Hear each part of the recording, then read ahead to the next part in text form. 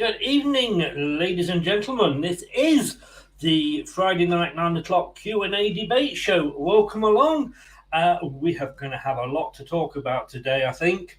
We might just have a certain Frenchman in there. You never know. Welcome along. This is the Leicester Till I Die. Good evening.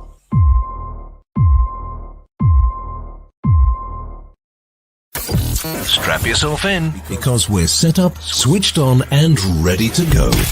You are watching and listening to Chris and Leicester Till I Die TV on YouTube and your favourite podcasts.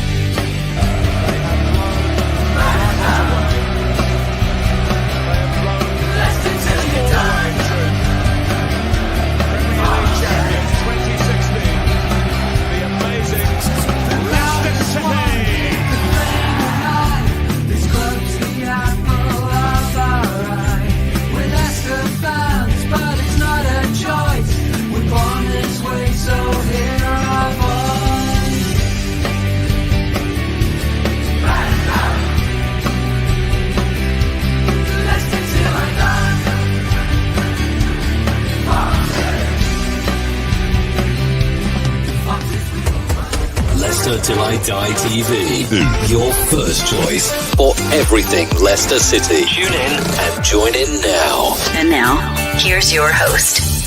Right, Chris. All right, junkies, how the devil are we? There he is. Damn the devil. How are we doing? Welcome along. Sloppy seconds, but it's always good to have a sloppy seconds at the weekend, isn't it? I don't know whether I feel quite as hello as he is, or I feel a little bit more like that. And I know I can't be like that because I haven't got that much hair, but I definitely feel that. It is the Friday night 9 o'clock show, which means it's question and answer time. We don't set the top. Well, we do the first question, and then we just see where the chat takes us. And knowing you lot, you could absolutely take us anywhere. If I was having sloppy seconds with anybody, there's only one person I'd want sloppy seconds with. Brad, good evening, sir. Welcome back. Good evening. So, yeah, it's been 87 minutes since I last spoke to you. So it's been long overdue, mate, hasn't it? I'm surprised you lasted that long, to be honest with you. Well, yeah, but yeah. See, are you talking to some of my exes? Mine won't talk to me, so you know, I thought. Well, yeah, well, well. No, let's not go down that route. I think both of us could be needing lawyers if we're not careful. So a lot to talk about. We covered a lot in the earlier show, but obviously different people come at different times. Terry is in. Good evening, Terry. How are you? That is a very good point, and we'll bring that up later. And Craig AFC, good evening to me, and big up to Brad. How the devil is? Welcome. He was on my show yesterday, dropping the comments. Good to see this man in the comments again tonight. There was one that I noticed because I watched it back, and there was one that I noticed was asking a lot of questions. Was that Craig?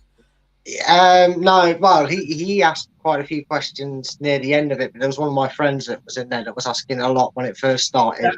That said, that's the idea of the show. Yes, very true. It is. Plus, he's a Spurs fan, so he's got nothing else better to do. Well, you've got a friend who's a Spurs fan. I'm cross you off my Christmas card list. Look, we're going to start with something a little bit different this week because we've got Southampton tomorrow, and I'll see you again tomorrow evening, of course, for the post-match show. But I did this on Thursday, and I was on Matchday Vlogs, which is a great Southampton channel. Mike and Jack do it. That's one of my favourite guest channels to go on, and we have Jack on ours a lot. And he just makes me laugh. I just got to look at him. He's one of those, you know. And they picked a team. And I thought, okay. And they said, do I want to pick mine? So I said, right, I'll pick the team that I want to play. Not the team that I think Brendan, because it will never be the same. And I did that. But of course, since then, we've had a few people, should we say drop out? Should we say it like that politely? So I'm going to bring my team up now. I nearly burst into I got a brand new combine harvester then. I'm going to bring my team up now. And you can tell me it's a load of rubbish of what you think. Yes, and I don't clip myself, so you're all right.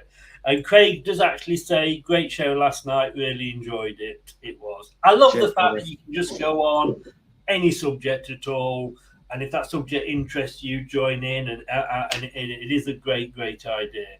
Anyway, this is the team that I have gone for. Now, I'm an old-fashioned person, so I've gone for 4-4-2. And I have to be totally honest with you. When I did this the other night, A, I didn't know Barnes would be fit. And B, I've got a bit I'd forgotten about Pratt. I've completely forgotten him.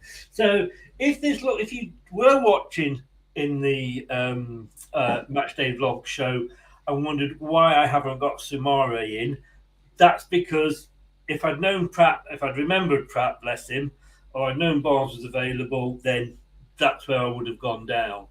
Now, we've got Danny Ward in goal, number one. I still don't see why we are being linked with goalkeepers left, right, and centre. He should be given even if it's only up to the World Cup break, he should be given the run in goal to make that number one position his own. He hasn't let us down. Yes, he made a mistake against Arsenal, but you tend to, because of that, you tend to forget all the big games, the big saves that he made. And he's got to be given that time, hasn't he, Brad? Yeah, he does. And I made this point when people were already slating him for the mistake. Yeah, it wasn't a mistake, and I'm sure it's one that he didn't like to make. I can't imagine he was jumping for joy in the change rooms about that mistake he made to let Arsenal extend their lead over us. But Casper made the same mistakes in his first year or so at the club, and every goalkeeper I think that's played for Leicester, Casey Keller, made mistakes when he first joined Leicester, but he's renowned as a hero. I'm sure Gordon Banks and Peter Shilton are the same. Yeah, I think the only person that didn't make any mistakes as a goalkeeper for us, and that was Kalach. And I'm sure Zelko Kalach in those. No, I'm pretty sure. I don't remember him making a mistake. But I'm pretty sure he was horrendous every time he played in the first team when Kevin Paul wasn't available. I'm pretty sure he had some horrendous games. He did. His nickname was Dracula because he was scared of crosses. That is all I remember about him. We're saying hello to Mike. Welcome along, mate. How are you? Come in and you're talking about Ward. Beautiful. being a Welsh personage, I've got to say I like him. I always have, and I was all for letting Schmeichel go before it was even announced and doing that. B. Crom says 4-4-2 is the best. Bring back Ranieri. I mean, all I can say to you, B. Crom, is this. Ladies and gentlemen, England will be playing 4-4-2. Yes, I can get away with that after 9 o'clock. For England, just replace that with Leicester. But let's go. So that's who I've got in goal. Back four, Justin. I was going to play for Fafana, but I would be annoyed if he got near the team again, to be honest with you, for a while. Soyuncu, he's going to play that position. He's left-footed. Evans, some call him slow. I like to think his experience, he's actually looking where he can kick the ball out to and not just beat it up. And obviously Castagna as the right back. He's back, so I would have Barnes in that left position alongside Dewsbury Hall. Ndidi in that holding position. And you know what? I've just realised I haven't got Maddison in. Did you just throw this together? I did it literally 2 minutes before we went live because I forgot to do it. There was reasons why that, and I'm not going to say it live in case anybody clips it. But I haven't got Maddison in there. This is going to be interesting. I tell you what, let's go without Maddison just for the first 45 and see where we go. But I'd like to see Pratt given a chance, and it is against a team that, let's be honest with you, we should win. Oh, we should beat, sorry. And then I would certainly have to. I want two up front. And I think Inacho, he just holds the ball up so well. He brings so much more to the game. And Vardy, if he's not getting the ball to Vardy, what's the point of having him on the pitch? And I just think, but for me, Daka, give him a start again and bring Vardy on with the last 20 minutes. So I know there's no Maddison in there. I mean, who would you drop for Maddison? I suppose the obvious one is Pratt, but I don't know. I don't want Tielemans in there because I think he was awful against Arsenal, and I think Pratt deserves a chance. Yeah, I think he does. I think the only way you maybe get Maddison back into that team is you're dropping one of either. I say dropping; they're not being picked. What I mean is you pretty much change shape or lineup. Well, you change the shape of the team. You're dropping one of either Barnes or probably Iheanacho or Daka, depending on how he'd want to go. Well, for me, Iheanacho can't play up front. Right, but then you'd be dropping Barnes, putting Maddison in there, and it'd be a 4-3-1-2. Yeah. And again, I mean, I'm liking, like I say, I'm old school. I like 4-4-2. When I was a coach for my son's team, I played 4-4-2. I was an assistant coach, but for one game, I was a coach. And we did win that playing 4-4-2. The other team was only playing 4-3-2 because they only had 10 players. But my team never found that out. So I never told them. And Doug is in.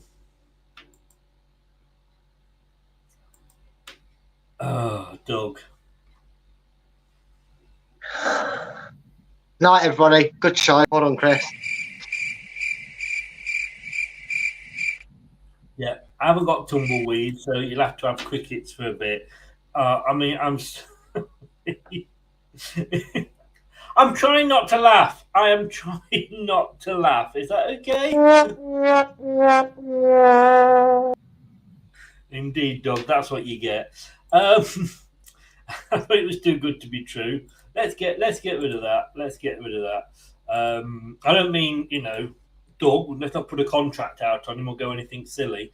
The point that's come up from that, though, is actually when everybody is fit, we haven't got a bad squad, have we? Because who do you leave out? I know that is nothing like what Brendan will play because he will never go to up front, despite how successful it was for us. Yeah, I mean, it's very true. People do forget with all the chaos that's going on with the reports around the club at the moment, we actually have a very competitive and successful and good level squad. I mean, there's a handful of players that you've omitted from your squad, but all kinds of reasons. It all come with reasonably fair reasons for them to be dropped as well. And it just shows, there's no Samore there. There's Pratt's in there, but there's no Tielemans, there's no Maddison, there's no Bafana, there's no Luke Thomas. And obviously barring, Ricardo, who's out until at least February, probably maybe for the season, knowing his luck.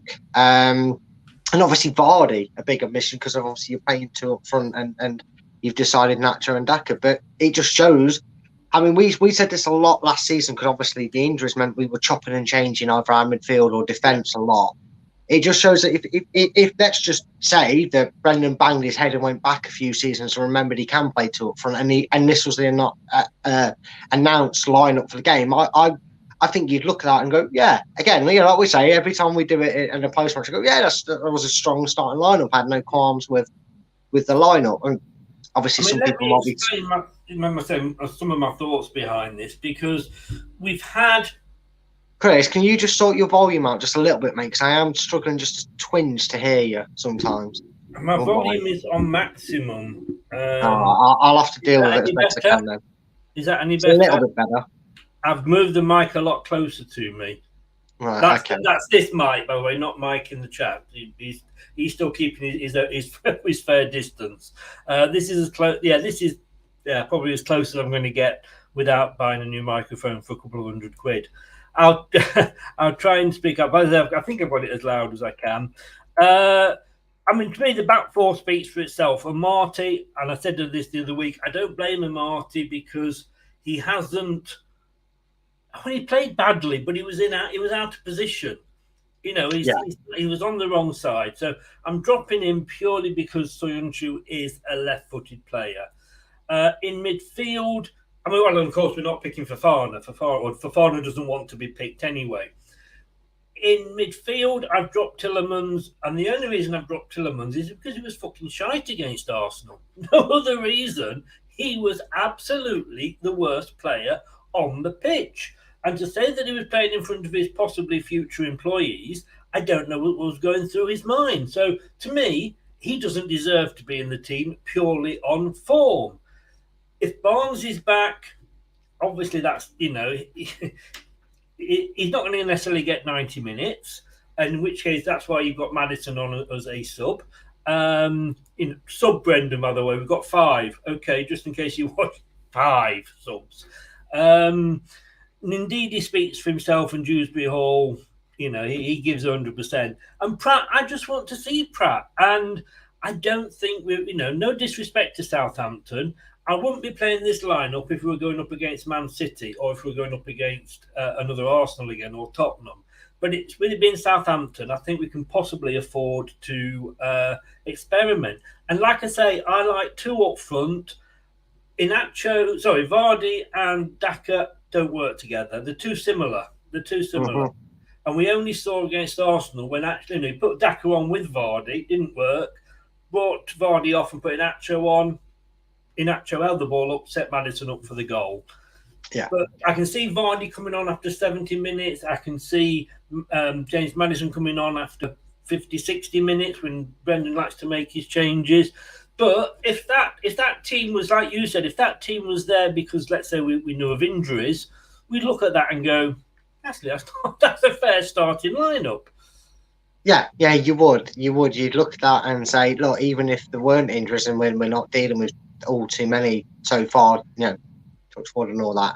But yeah, I'd still be fairly confident of that side to go out against the majority of the Premier League and get the job done. To be honest with you, it's a strong side packed with experience of any degree and all levels of football. So yeah, again, just something we forget sometimes as Leicester fans, that I can't remember a time unless it had Vestergaard in it. That you looked at it and said there's no weak links. Easy for me to say, apparently. Yeah. So yeah, it's a good side that you've put together there. Well, like you say, arguments would be, why the hell aren't you playing James Maddison, who is one of our best players? But like I say, that's why we have substitutions. Yes, true. When Pratt has come out and been one player that said, I want to be here, let me be here and fight for my place. And he was thrown to the lambs to the slaughter against Arsenal. He probably thinking, please don't put me on for this one. It was playing that badly. And I was expecting Roger to come out and say, you see, I put Pratt in and look what happens, But I want to see it. That's why I've gone, like I say, for that team. Now the question we knew we were going to get asked about Fofana. A couple of questions. First of all, welcome to Ross. How the devil are you, sir? Welcome along. If you're new, please do subscribe. If you're not, welcome back. This transfer market has unsettled the team, and it shows. We touched on this earlier in the news show at 6:00 that I think, and I'm putting the total blame on Brendan as having unsettled the team by saying I can't buy until I sell.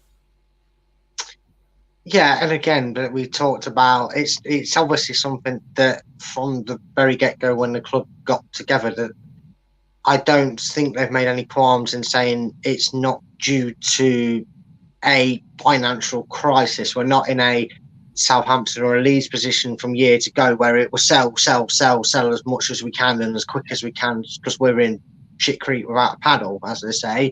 I think it was something that we've learned that they're very honest about, and sometimes, and we've seen with the likes of Dennis Pratt seemingly taking a new lease of life because they're going, well, if nobody's coming in or we're not shifting, but I'm going to have a chance here to state my claim and do it. So he can.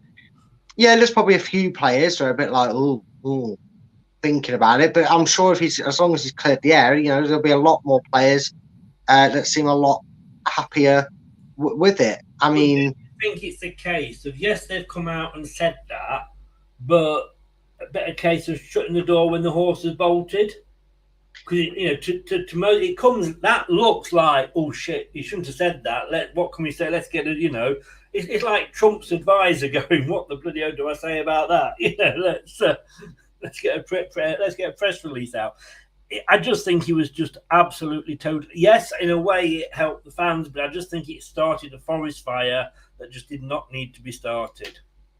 Yeah, and again, but the thing is as well, had we been, if we were sat here, with just over 11 or 12 days left of the window, and we didn't know the reason why we weren't spending money, and we didn't know the reason why we didn't go for Lukeman, and we didn't know why these 3 or 4 players that you were talking to weren't brought into the club, even though they were interested to join. And we didn't know these reasons. We'd be going, well, somebody at the club give us an answer, and it's a catch-22, as they say, isn't it? If he's damned if he does, he's damned if he don't. If we don't, we're asking 1,000,001 questions, and if we do, like you say, we look at it in a way that we go, oh well, maybe he shouldn't have said that. And it's like, well, you wanted him to say something, and then when he tells you the truth and lays the foundations, now we want him to say it differently. He said earlier in his press conference, I look after the football side, so yeah, it's his job. Susan Whelan or maybe even Top should have come out and explain that right at the start. Because let's be honest with you, he must be a bit pissed off that he spent all summer on his holiday trying to get players in, only when, to come back and actually, sorry, you've wasted 6 weeks, you can't do that now. It's, we're leaving a manager to do it when he said, he's not on the money side. That's Top, that's Susan Whelan. Even Woodkin that we spoke about earlier, they should be coming out and saying that, or doing an interview on the website, so that we all know. Yeah, then you don't get. They can come out and say, look, we're not in a position where we need to sell, and it's obviously comes across a lot better because it's being interviewed by their own people, LCFC TV. They can edit it, they can put it, so it sounds better than actually we need to sell before we can buy. Yeah, I know, but it's easy to sit here and say that when we're not in the position of Brendan. I mean, I'll reverse that question. Richard Branson, he owns Virgin Media, I believe, isn't it? Or what was it he owns? He's a big. Well, whether he owns it or whether he actually he owns the Virgin Group and he rents his name out for different things. Yeah, so he owns it. Yeah, so he owns the Virgin Group, right? If you look at it in that way and put it in that perspective, right? If, say, for example, the Virgin were making, we're going to say that due to, and we'll throw it back in time. Let's just say when COVID was going on, that Virgin came out and released a statement saying, we're looking at the situation. We're going to see if there's a way we can save you customers money during this grueling time. And then you rang up saying, oh, I heard there was an offer coming on and what is that still happening? What do I need to do? And you rang up Virgin Media or they contacted you to explain, unfortunately, you can't have it. Are you expecting Richard Branson to pick up the phone and ring around everybody? Or are you, as Richard Branson, are you going to expect the manager of that department to deal with that? And the fact is, if you split Leicester City up as a business, you've got the owners at the top, which have got, and I mean this with the greatest respect because it goes for any owners, they have far more important things to do than to go and sit in front of a camera and say, we're not going to invest in the club. Because then if they come out and say it, I would love to hear people's perspective. Had Top said, we are not able to do any transfers, that would make owners of other clubs rub their hands because they're going, you're admitting you've got no money and you need it. What you're getting your bloke to come out and say is... No. I'm disagreeing. Well, that is what's being said. Because if the hierarchy are setting and coming out and saying it. No, because Brendan, who earlier on, and you agreed with, said he's not. I don't do with the money. I'm the football side. So Yes. why is he explaining about the money situation?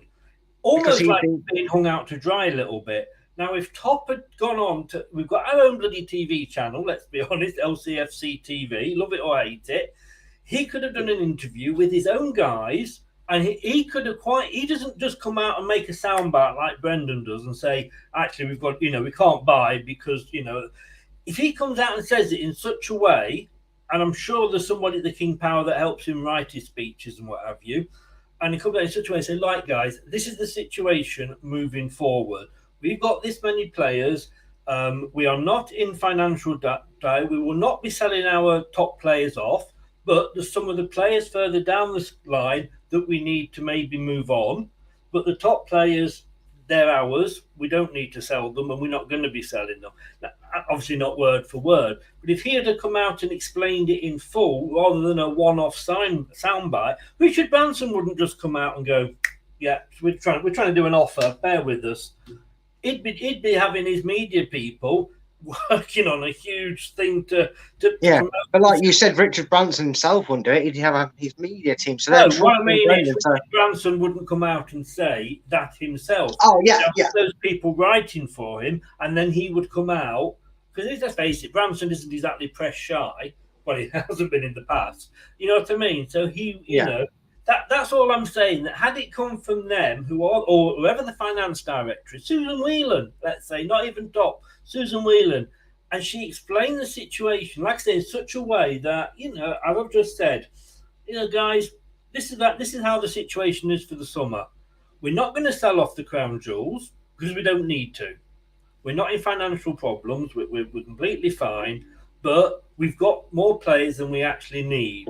So some of the players that are further down the scale, we might have to let go. Now, to me, that would not cause all the managers. Oh, hey, Chairman, have you heard this? Where Brendan's saying, look, we've got to sell before we can buy. Shit, that's true. For sale.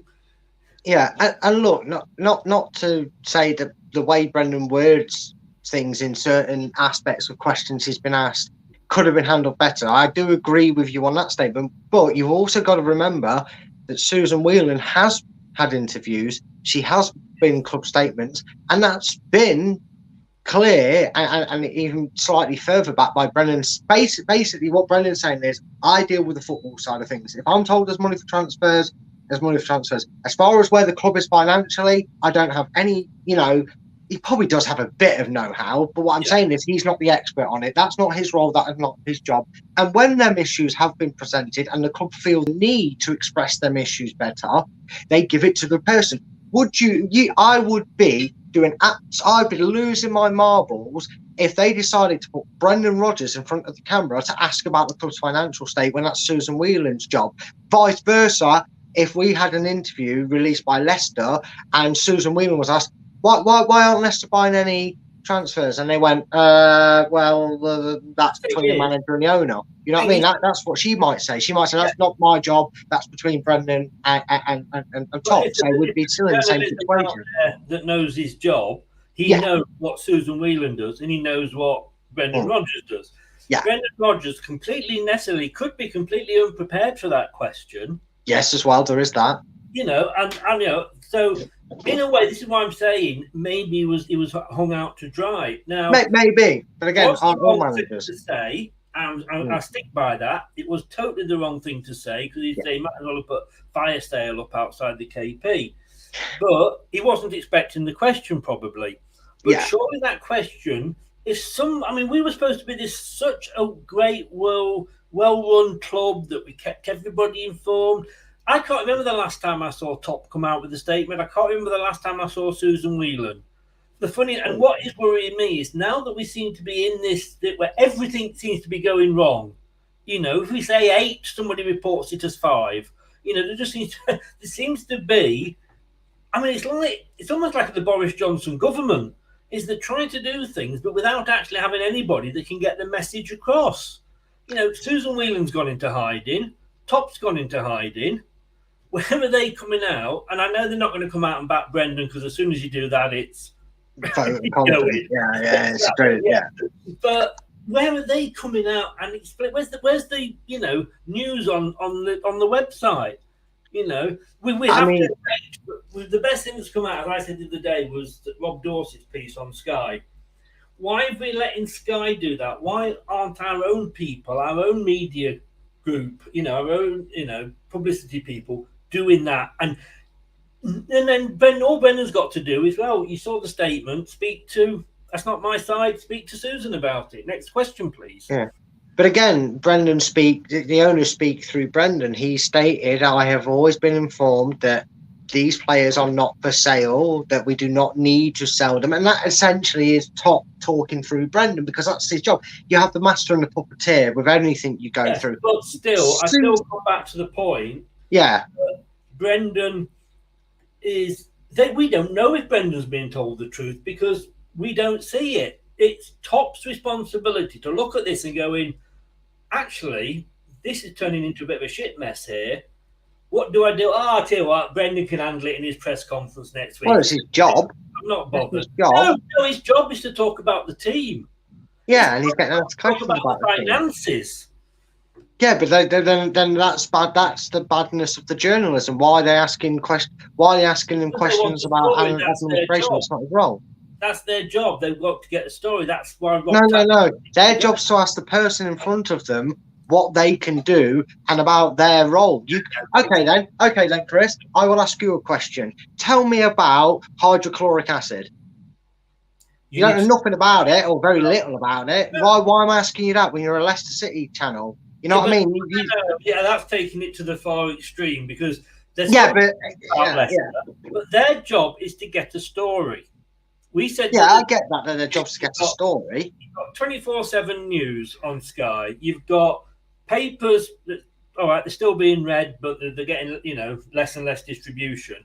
They've all got online websites. How often in the Leicester Mercury do we see a story that is a one-line giveaway in somewhere else that Leicester Mercury make into a single story in between all the ads and clickbait and what have you? It is their job, because they know that if they break some breaking news, that they're going to get the hits, they're going to get the sales, or the views, etc. So that's what the journalist's job is. What I am saying is that if it is handled well and if it is handled correctly, then Susan or Top, probably Susan in fairness, because she's the one that's here and she's there day by day, for her to release a statement before, like I've said, explaining the situation in full. And then when Brendan is asked that question, Brendan says, you read what Susan Whelan put out. You need to ask her. Ask me about the team. And I've seen managers do that before in press conferences, saying that you don't need, that's not me, go and ask so-and-so. Yeah. That's what I'm saying, that I'm blaming Brendan for saying it, but on the other hand, Brendan may have been dropped in it. I had no idea the question was coming to him. Yeah. I mean, Andrew says here, and again, like I say, I don't want people thinking that me and Brad are falling out here. We disagree to create discussion, and we play devil's advocate to each other an awful lot.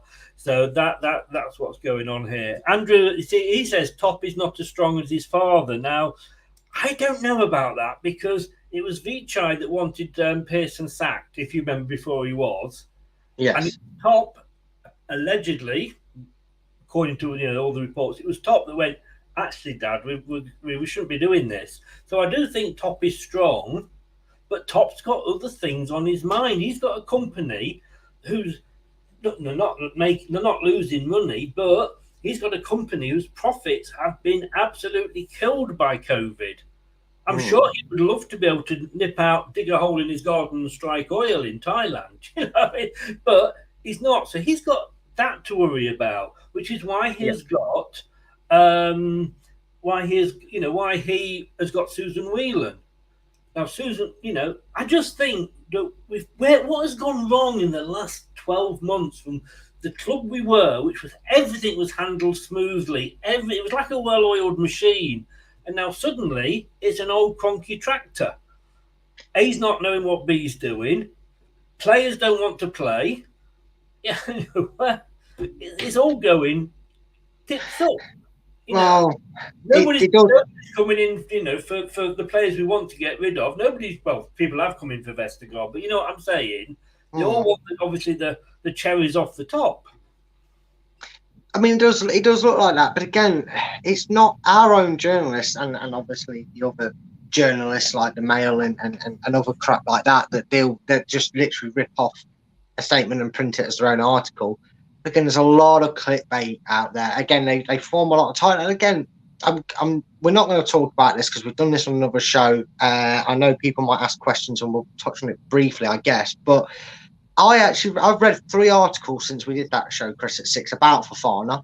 Every single one of them was clickbaiting, saying that either Rodgers or Fofana had asked not to play. Either Rodgers was going to drop and not going to play. And then I read the article, and within the first paragraph, it's a load of bollocks. Because it says Brendan Rodgers came out in his press interview and said he would drop Fofana, and then they leave a lovely, nice little gap before conveniently noting the fact that he said if he's not 100% committed to the team, and he said that in his interview, and he said that about anybody, not just Fofana. He actually complimented Fofana, saying his teammates love him. He's a workhorse in training. He's a young lad. We have to appreciate the fact that, you know, these young lads, they get their heads turned, but he's 100% committed. He always comes to work with a smile on his face. His teammates love him. It's funny how that bit's at the bottom of an article because they want to sell the fucking shit. And, they do. You know, and that's what really pisses me off, because realistically, we talked about what the owners actually want to do with the money, what Top wants to invest in Leicester this year. Is the club still being a well-oiled ram machine as best as it can, given what's happened over the last couple of years? I still think we're in fantastic shape. I don't think there's anything wrong with the club. Might be a tenements of a farm situation, but I just think it needs to be shouted from the rooftops. And, you know, it really does. It's very, very true. Like I said, you know, I used to intently read the Mercury. Now I feel like I'm reading News Now, just clipped over to the Leicester Mercury, in between, like I say, a load of clickbait adverts and pictures. Yeah, like 90minute.com used to be. Yeah, exactly. And now I am seeing 90-minute stories promoted as stories in the Leicestershire Live. But it's always been, that has always been journalism. You know, the front page shouts out the headline, and when you get inside, it's not always matches up. You know, they employ people that just write headlines at the newspapers because it sells. I mean, with newspapers, of course, it used to be you'd go along and you'd look at them all on the bottom shelf, and it was whoever had if you weren't looking at the top shelf, but you're looking at the bottom shelf, and you were seeing which headline grabbed you. Oh, yeah, definitely. Now, obviously, we've got loads and loads of channels like these here that we're doing this moment. You know, there is so much that needs to eat news to present itself, and there's only so much news, and that is kind of the problem. I mean, Andrew says here, do you think Top is putting Leicester on the back burner and concentrating on other things? I mean, I just said, Andrew, I don't think he's putting it on the back burner, but if King Power fails for any reason, Leicester fails. Yeah. I worked for a travel agent once that was profitable, but our parent company that was into casinos was taking the money off our profit to try and keep those afloat. So when they actually went bust, the travel agency side went bust because our parent company had. So he's got to spend time. And like I say, you're looking at a company into hotels, into duty-free and airports that's been hit harder than anybody. But I can say, for me, please just somebody come out and help Brendan out, you know, and that's the thing. And whilst, yes, as I said, I don't think he should have said that. In hindsight, you know, with the "we need to sell" comment, in hindsight, I can understand why, you know, it maybe caught him off guard. He doesn't know what he's going to be asked. They can't put the questions in first. I mean, Jason asked some very, very good questions today. Yesterday, give him his you know, give him credit on that. I just think he needs help. I mean, Doug says here, are you both starting to lose faith in Brendan Rodgers? The thing for me is, Doug, and I'll see if Brad agrees with me, I'm not actually talking at the moment about his coaching ability. No, I'm not either. Look, we will continue to be dumbfounded and dumbstruck by his formations and the odd person in the team selection from time to time. But in reality of it, I've got, F it. I'm going to say it. If we look at it as it is in reality, whether you like the way he gets us to play football, whether you like it when he goes defensive, I don't like us playing three centre backs. I don't like it when we change shape and try and see it out. But with Brendan at the helm, we have won an FA Cup, a Community Shield. We've been in 2 European competitions and the English Super Cup. And I would, without matching it silverware for silverware in terms of how much they've won, I would say Brendan Rodgers is easily Leicester's best manager since O'Neill. I'm not going to lose faith in a man to do so. But what you also have to remember is, let's just say he has a disaster and he's sacked in October.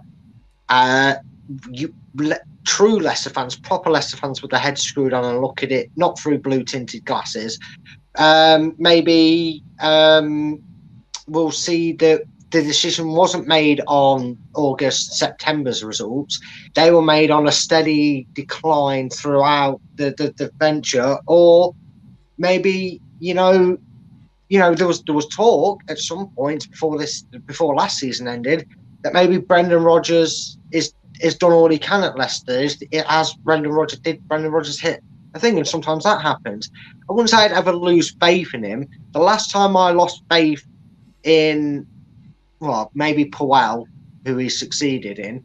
The last time I think I lost faith in a manager was Paulo Sousa, where no matter what he did, no matter what he lined up, I infamously remember his last game. We lost 4-3 to Norwich, I think it was, and he put he left Matty Fry on the bench, put him on. He scored a hat trick. Inadvertently got sent off trying to wrestle the ball back for his goal, and that game wasn't enough to save Sousa time to turn it around. And I'd lost faith in him before that game, and he proved no matter what Norwich were awful that game. This is how well I remember it. Norwich were that awful that they shouldn't have ever scored 1, let alone 4, and we still lost the game. And that was it. And that was the last time I lost faith in a manager. I won't lose faith in Brendan if we beat Southampton and lose to Chelsea and you say we've only got 4 points out of 4 games because of what he's done for us so far. He deserves a lot more faith in him. I agree. I mean, as you know, I'm a Brendan fan. I'm beginning to wobble a little bit, as you would have seen in the show earlier. Ant would certainly have reminded me after catching him up. But I like I said, this is not about his. Whoever we get in is going to get criticism at some point. That is why. Yes. That is why we are all here. That's why we do these shows. There was a very famous show, a very famous clip where what's the guy, Robbie from AFTV, was arguing with Simon Jordan on Talk Sport, and Simon Jordan says that it was toxic and they were happy when Arsenal lost and what have you. And of course they were not. But the fact of the matter is, when your team is losing or when your team is going through a problem, people want to get involved and have their say about it. If you're winning every game, they're happy. They don't need to sort of come onto these shows or ring it. You know what I mean? I totally get that. And I think we are looking for things. But I will always criticise Brendan. I mean, look at Ranieri. We won the Premier League with that man. Yes, we know he wouldn't have done it if he hadn't taken over what Pearson was doing. But when he came in, he made very little changes. He looked at that team and went, "This is the team that won 7 out of the last 9. I've got Kante now. I only need to just tweak it a little bit." And look where he went. But then the next season, it all started to go wrong. He had to go. So yes, we will criticise managers, but this is not about his playing style. We No, know it's not. we could go out and win 9-0 tomorrow. We could go out and lose 3-0, 4-0. That's Brendan, depending on his substitutions. But no, Yeah. I'm not losing faith. But Terry makes a good point there. All clubs have a media and publicity director. It's up to him to give the spin. Arsenal are brilliant at it. Quite right, Terry. What is that guy doing? Again, we're quick enough to criticise Toure if he's not, helping out the defence in training. But yeah, we've got a media guy. What is he doing? We've never been quite that good at it. And I'm going back to when the La Manga incident with the dubious ladies. I mean, that was handled so badly. But we need. So it's like, I say, how often do the government think they're doing the right thing, but it's portrayed badly because it's been spun badly. But no, that's I have to say, at the moment we're talking about not about his thing, his tactics. And yes, Andrew, I think he has to put some sort of first to KP. Anthony says, "Don't lose faith in Brendan. You've got a good matter. We've got a food manager. That's why he's bloody not doing very well. He's looking after the catering. Bloody hell. Yeah. That's where he's getting his tactics from. It's however the beans fall on your plate. Exactly. You got a good manager there, but no one investing at the moment. As I said, I just think. Are you a bit worried about the third season though? He left us in October in his third season. I mean, no, I'm not. You look at it, don't you, Brad, and think, maybe that's what's happening. But it happened to go wrong in his third. Who knows? Well, this isn't his third season, is it, either? It's his fourth season, because when he came in, he took over Puel, which propelled us from being down at like 12th, 13th to respectable. He's had 5th, and 8th. This is his fourth season. And he didn't leave you, Doug, did he? You sacked him because, rightly so, you'd had a season and your team burnt out and lost players. And he did a Vestergaard with the transfers, admittedly. Maybe not his strongest point, which is why we're trying or have or whatever hired a different recruitment for that area. And he was sacked. He didn't walk out on you. He was sacked. So there's a difference between that. We have no reason right now. We are 2 games in. Give it. The old cliche is give it 10 games, see where you are then. And if he's still got us in 14th, then by all means, I will not be worried for the club, but I'll be going. Maybe we need a change of face. So yes. Yeah. No, and in fairness, what would have happened to Rodgers at Liverpool if Steven Gerrard hadn't slipped? Yeah, true. And you'd gone on to win that title. Yeah, that's very true. You don't know what's going to happen. And again, I would. Yeah, and I would also pose the question, right? We've had this discussion before, and I've had this discussion, and I'm sure you have. That's sorted now. With other fans on other shows, where we've turned around and maybe gone, yeah, but would Pep Guardiola be able to do what he's doing at Man City if he was manager of I don't know, Wolverhampton Wanderers or whatever? And the answer is, well, no, because he wouldn't have the finances, he wouldn't have the world-class players. It doesn't matter. And you could kind of use that and flip it on this, couldn't you? What are Leicester fans expecting? Bearing in mind, this isn't a bombshell. We've known since pretty much June, or at least, if not July, we've known the club's situation. We've known the fact that due to wanting to take Leicester's projection in not just the footballing world, but globally and as a club in a different area. But we've known that to buy a player if he wants to, and it also has to be a caliber of player that he wants to be bringing in, he's going to need to sell. Would Pep Guardiola or Jurgen Klopp be able to do much different than what Brendan's doing right now? Would he maybe did answer the questions and handle the press a little bit better? I'm not arguing that, but I'm saying not much difference to what Brendan's been able to do and is doing at the club than other managers would. If you look at Arsenal, they got rid of a load of players for whatever reason, and we know it wasn't just playing ability with Arsenal. But look at Manchester City. Yes, they've brought in Haaland, but they've had to let Jesus go. They've let Sterling go.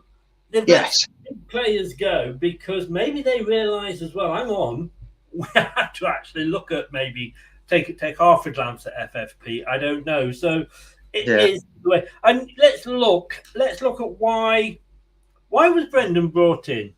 Brendan was not brought in because of his skill with finance. No. Brendan wasn't brought in because he could sit down and he could give you, within 10 minutes, give you the yearly budget and say that there we go. He was brought in not even as a manager, he was brought in as a coach because that is his strength. It is brought in as the fact that he can work with the younger players and he can bring the younger players through. Now, you could argue that maybe Puel did that to a little point as well, but when you look at on that side, has he done what he's been asked to do? Yes, he has. Yes. He's brought the young players through. He's got us into Europe for 2 seasons running. Nobody else has ever done that often. Yes, he's won us the FA Cup. Nobody's ever done that for us. And the Community Shield for only the second time. So, on that side, he has not failed. And I want to take you back 12 months. And yes, I know I'm getting annoyed about Fofana, but that's not me having to go at Rodgers. That's me having to go at Fofana and Tielemans. But this time last year, Arsenal were bottom. They'd lost 2 games. They had no points. And then it came to the 3rd game. They lost that as well. And I know I was making jokes about them going on BBC show, the BBC quiz Pointless. And look where they finished up.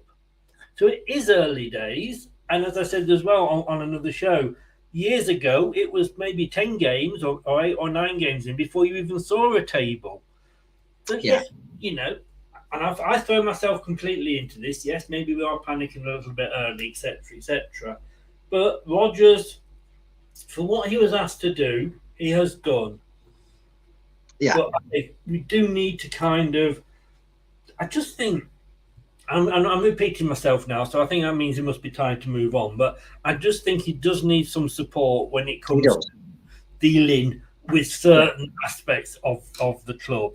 And maybe he does turn around and said, I am a coach. I don't know those sorts of things. I never heard Ranieri once come out and talk money. True. Even just before he was sat. So, let's see. Ross says you can judge Rodgers when he brings his own players in. Several players are out of contract next year when the club will dip into the transfer market. James says, can't see Leicester struggle that bad that some people are suggesting, but for trying to get back into Europe with several other sides will be a tough task. It may be a 2-season task. It really might. Andrew 80s, good evening, sir. Is that when you were born or is that how old you are? I'm not sure which, but welcome along to the channel. Give us a subscribe, mate. And if you have subscribed, please like the video as well. It does help with the old YouTube algorithmics. And at my age, any help I can get with my algorithmics is more than welcome. Is the transfer situation linked with not having a director of football? Did they not trust Rodgers' target list, hence no signings? That actually, Andrew, I'm going to ask this to Brad because I thought this earlier and I forgot. I'm going to be honest, I'm going to be honest. Again, like I'm saying, that Top and Susan and all these people need to take some responsibility. They need to stand up. They need to break cover. It's like in the First World War, all the Tommies being sent over the top while the generals were sat in a palace in Versailles telling them to do it. Who agreed to get a head of recruitment in that will not be joining us until the recruitment window is closed? I don't have an answer for it, mate, because it baffles me. Surely there has to be better or just the same that were affordable. I don't understand it at all. No. I don't get it. I find it ludicrous. What's the point? in signing him. He can't do any of his actual work and put it into motion until January. It's the office equivalent of when we signed Silver, isn't it? It's like, oh, we've got him, but we can't use him. So what was the point? I know our set piece coach has come with a visa issue, and we're no closer to knowing the situation of that. But that's a muck around. Do you think 3 years ago that we would be seeing these sort of things happening? No, that's very true. I mean, maybe as Leicester fans, we also though should be very look at it a different perspective and go, well, really hell, 5-6 years ago, you know, we would have been happy with finishing 16th in the Premiership and I don't know, Tom Jones, not the singer, but a random name I'm saying there, and Steve Bloggs being in the midfield. That would have worked for Leicester if it kept them 16th. And maybe the fans take a little bit of blame by putting so much pressure on the situation and escalating it more because of the recent success of the club. You know, again, I point it back to look at Bolton. You know, if you went back in time and asked Bolton fans when they had the likes of Djorkaeff and I believe it was Djorkaeff, or was he Blackburn? Could be wrong. Anyway, but they had a Kocher, they had Jaskalainen, they had a Crespo, they had a very good side. If you went back in time and tapped a Bolton fan on the shoulder there and said, your club's going to go right down the shit pan by the year 2022, you're going to be struggling in bloody, League One or wherever it is they're in now, they'd have laughed at you. And I think sometimes fans, we don't help ourselves because, and I don't like saying it, but fans get toxic. The influence of the media has helped our fan base become a little bit spoiled and a little bit toxic and blowing everything out of proportion. And that's why I like to maybe look at things. Maybe it's just the way I am as a person, but I like to look at the headlines in a different way and actually read the fucking article like I did about Fofana. And I realised that every single article was lying, saying that Fofana asked to be dropped because he hasn't asked to be dropped. It's Brendan made the statement that he would drop him if he felt necessary. And again, I know it's a point of reiterating, but again, it just makes the same point, you know what I mean? But sometimes we don't help ourselves as fans to blow it out of proportion. Totally, 100%. And, you know, I find that it's what I call the Facebook syndrome, or the Facebook readers, because they read the headline without clicking on the link to read the story. You know, and they'll blame the person who's posted it rather than the person that's written it. I get that a lot as the admin of it. You know, is that what do you think you're saying that for? You don't support your own team. I feel like saying, you know, get a brain cell and just read the whole article here. Yeah. You know? But I've got some interesting information coming up, and we'll do it straight after I've played this. Hello, Matt Elliott here. Hi, Alan Smith here. Hey guys, Ian Hume here. Hi everybody, Jerry Taggart here. Be sure to watch Chris and Leicester LTIDtv for all the latest Leicester City news and information. You can also subscribe on YouTube and various social media channels for the latest updates and news on Leicester City Football Club. Come on, you foxes! So what do what they say. Please subscribe. It does, like I said before, it does help. And don't forget to go over to A Matter of Opinion and subscribe to that as well, which is Brad's channel. Great chat channel that he's got there. We were taken over by King Power or Thai Investments, whatever it was at the time, but we were taken over by them in August 2010. Yes. Now, since then, I'm going to give you the league positions here. So really, the first league, the first time they had a full season in charge was the 10-11 season. Second tier, and we, I need to go to Specsavers, we finished 10th. Second season, we finished 9th. Third season, we finished 6th and lost to Watford in that famous playoff semi-final. The season after, we finished 1st and got promoted. We were then in the Premier League. So this has been our record since we've been promoted. And I think it's 8 seasons now that we have been up. No, 9 seasons we've been up. This is our 9th season that we've been in the Premier League. Another couple of seasons, and have been up here for as much as we were away from here before. Yeah. Where we finished? We finished 14th. Then we finished 1st. Then we finished 12th. Then we finished 9th, followed by another 9th. Then a 5th, and an 8th. How many clubs would kill to have that record under their owners? Well, there's a lot of them, and it goes back to a point that was made in the comments. There's a Brighton, there's a Wolves, there's West Ham, there's, until last season there was Everton, probably considering themselves a club that should be up there. There's now going to be Newcastle over the next coming seasons that will be there. There's all added that to the Arsenal, Chelsea's, Liverpool, Man City, Manchester United and Spurs. That's 11 teams that I've just reeled off, and that's over half the Premiership, that feel that their club has progressed or needs to progress in a way that they should be challenging for them 7 spots for Europe.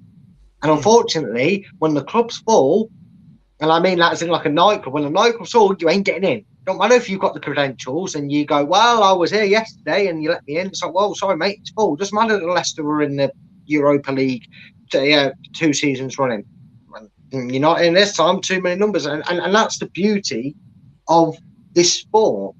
The fact is that we said it, maybe a little bit tongue-in-cheek and hopeful that not so many would, but we did. When we won that title, the infamous 5,000 to 1, suck on that one, Notts Forest. Anyway, you know, when we achieve something greater than their crappy Euros, you know, we said that now opens the door for, you know, maybe we felt the Premier League had become a shut-off point, that teams got to a point and went, well, there's no hope of us getting into Europe, so we'll call it a day. We're happy with 10th, 9th, 8th or whatever, fair dues. But since that, not just Leicester, we have to remember, sometimes we talk about our club and forget the other 19 clubs. I think we do that as fans. We solely, and rightly so, because they're our club, but we solely focus on our progression or regression, as some people might think, because of an 8th place finish when we barely added 11 players together. And I think you've got to remember, what are we expecting? Are we expecting West Ham, Brighton, Aston Villa and that to stop buying players, to stop and trying to do the, because they've got the same ambition, the same drive as Leicester. Doesn't matter how they do it and who they start, they've got the same ambitions, the same drives, the same goals they want to achieve as a football club. And we have to accept the fact we're not the only horse in this race to try and gate crash the European Big Six. We are in a fight with the Big Six and 6 other clubs, or 7 other clubs. We're in a fight with 19 clubs to get them 7 places. It's not an easy task. It's certainly not, and we have given that hope to other clubs that would not have had it before. Yes. You know, James thinks that Everton are actually going to go down to the Championship, but let me just. So this is what I was looking at. So I'll just show you this very quickly. Here we go, so that you can see what I was referring to. So here we go. So this is the chart I was looking at. So yellow is 3rd tier, green is Championship, and blue is Premier League. Now, like I say, once you get outside that Big Six, that is not a bad record for any of the 14 other clubs that any particular season were in the Premier League. You know, even, you know, the likes of Norwich, they just wish they could stay up that long.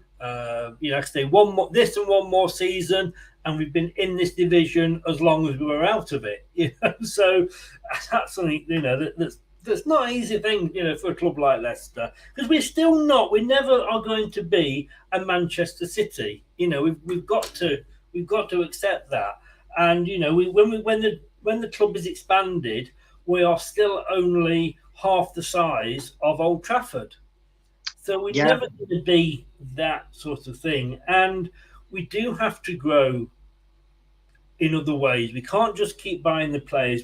Otherwise, we end up being Leeds United, like I said on the show earlier. We take a gamble and go, whoa, we were 1 place off Europe last season. We got 80-odd million for getting where we did, you know, last season. Let's take that gamble. Well, Leeds did that, and they went all the way down into the yellow zone as well, and they were there a lot longer than we were. You know, so yeah, you know, exactly. we have to be sort of realistic on that. I don't think that does make actually interesting. When you look at it like that, you go, "That's my club." That Exactly. And we should look at that with pride, because there's a lot of clubs that would kill for, like you said, a transitional period through that, and that shows you, like you said, that's from the last time Leicester were in the Premiership and up to their return, and after the way they progressed through the divisions. And again, totally agree with you. I am 1,000,000% more satisfied with the reasoning behind our non-existent transfer window than I would be on someone going, spend 160 million, which we don't technically have, and if we get 6 or higher, we'll get 200 million for breaking into Europe, or more if we get into Champions League. But if we don't, we'll lose 160 million and be plunged into debt and have to pay that off. Manage your club as best you can. And I think the biggest problem is again, it's the way it's reported. They make it sound like it's easy, and if it was easy, we'd all have football clubs, we'd all be millionaires, and we'd all be very, very, very wealthy, and we'd all be very happy with life. But it's a lot harder than it is on paper. People may be, I know not an advertisement here, but maybe people need to put that down, stop playing the FIFA on career mode or manager mode and the football manager, and realise that you can't just click your way through sorting finances and getting money. You can't just go to the board, give me money and I promise you top 6, because in a game, what happens if you get that club into debt? You just get sacked and start a new career, unless it's all honky-dory. It doesn't matter that you got relegated, you just start season again. You can't do that in real life. Yeah, don't do what I did when I used to play it, which was save it after every game, just in case I did get sacked. I could go back and play that game again. Yeah, Brendan can't do that. Brendan can't do that. No. And if we're honest, and I'm just looking at you wouldn't believe it from all these awful notes here, but I'm looking at my predictions for where the league is going to finish where in the league. And from 1 to 5, you know who it's going to be. It's going to be not necessarily in this order, but it's going to be Man City, Liverpool, Tottenham, Chelsea, Arsenal. Yeah. You can't see beyond that. And it would normally have Man United up there, but of course, I don't think they're going to do it this season. So we're only looking at getting into 6th place. Now, wouldn't it be funny if, and I think I said this to you on the show earlier, wouldn't it be funny if we were the ones that were doing it right and all these other clubs suddenly were struggling because of the money they spent? Now, let me go through and tell you how much money clubs have spent in this transfer window. And this is in millions of pounds, don't forget. Chelsea have spent, and I'm going to round it up. Oh, no, I'll read it as it is. I say how up to date this is, I know not. Let me just see what date this was brought out on. Oh, the 15th of August, 2022. So it's reasonably up to date, although probably Nottingham Forest has changed since then. But Chelsea have spent £186.5 million on players. Barcelona have spent £153 million when they're supposed to be in debt. And how did they do that? How did they fund it? By selling off some of their crown jewels and part of their media company, which they said they would normally do anyway. Yeah, right. Bayern Munich, 138 million. Arsenal, 132 million. Nottingham Forest, 116.5 million pounds. If that experiment goes arse over tit, they're going to be in trouble. They really are. West Ham, 112 million. Man City, 108. PSG, 106. Leeds, who stayed up by their fingernails last season, 105.6 million pounds. And Tottenham, 101. Now, we're talking silly money here. We're talking monopoly money. This cannot be real life. Jack Grealish, I said before, Trevor Francis, first ever player to be sold for £1 million. My God, nobody could believe it. And now Jack Grealish goes for $1 billion, literally, and well, that's what that's the market. It's stupid. It is absolutely stupid money. And if Sky would ever pull out, or let's say Sky went out of business, there would be clubs that would be absolutely going to the wall. Yeah, there would be. I mean, you named infamously Forest, who I'm really hoping go the same way as the likes of Fulham and QPR by spunking all that cash up the wall and then ruining the day because they get to May and they're 20th on 10 points, beating Derby's record. That'd be hilarious. But I'd love. Hang on. I have just the right, well, almost the right saying for that. But I'm gonna have to. I will play this for you. I will love it if we beat them. Love it. Yes, indeed, Kevin. Yeah, I agree totally. Yeah, and again, you look at them figures. Let me let you in on a little secret. Chelsea spent probably 90% of the money you said there on Cucurella and Sterling, 2 players. So that's all that pretty much brought. Yeah. So Dave, yeah, you could look again. We talk about stats. I will reverse it for this. Yeah, they spent 100 million on 2 sodding players.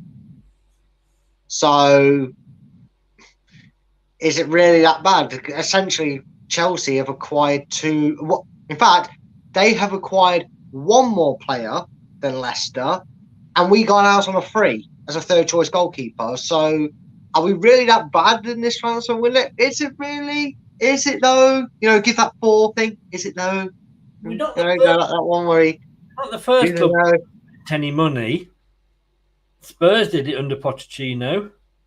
Yeah, and we've done it. We've done it before where we haven't really had the finance to stretch. We have to remember League One days we were literally forced to play certain players. I'm not saying they weren't ever in the manager's plans or good enough, but we were forced to play certain players and certain scummy players like Joe Mattock, who left us in dire straits after saying they'd stick around. And we've been forced. That was a bad decision. I think it was a good decision to let him go.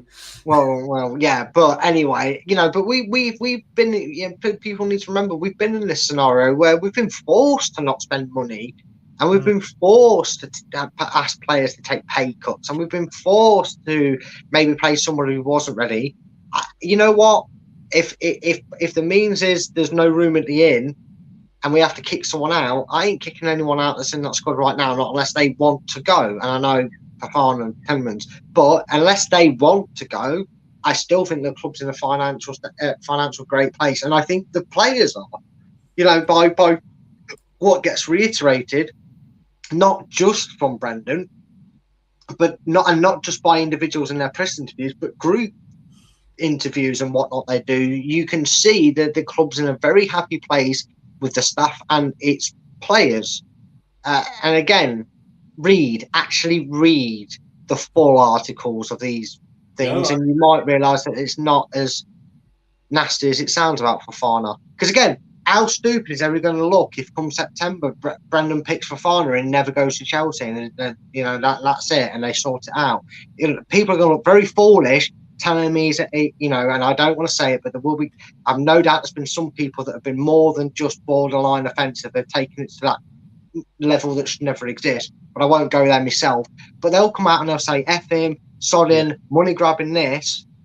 I remember. Do you remember the Cambiasso signing? Yeah. Everybody was going nuts. Oh, he's money grabbing. He wants his pension. This is why he's dragging. Fuck the deal off. He's a legend in Leicester eyes now. Yeah. He's a Leicester, and a lot of Leicester fans' eyes, he is a legend of the game.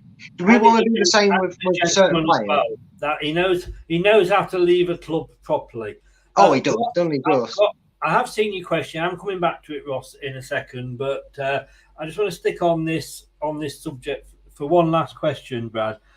As a club, do we take short-term success, or do we take long-term stability?